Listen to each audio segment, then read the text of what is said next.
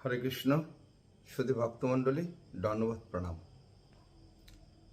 আজকে বলবো ভগবান শ্রীকৃষ্ণের রূপ বর্ণনা। কেমন? ভগবান শ্রীকৃষ্ণের শরীরে তিনটে রং আছে,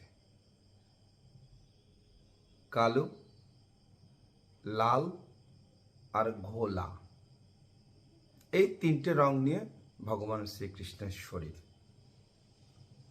প্রথম যে কালো রংটা দেখতে পান সারা শরীর জুড়ে, সেটা হচ্ছে যমুনা দেবী। আর যেটা লাল দেখতে পাবেন কোথায়? এই হাতের করতালে এবং ভগবান শ্রীকৃষ্ণের চরণের নিচে, ওটা লাল। ওই হাতের রং আর পায়ের লাল রংটা হচ্ছেন সরস্বতী। ঠিক আছে, এবার বলবো ঘোলা। ঘোলাটা কোথায় আছে?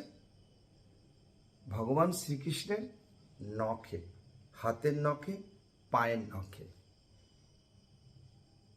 এই ঘোলা রংটা হচ্ছে গঙ্গা। তো কি বললাম? ভগবান শ্রীকৃষ্ণের শরীরে তিনটে রং আছে, এই হচ্ছে সেই তিনটে রং। ঠিক আছে? হরে কৃষ্ণ।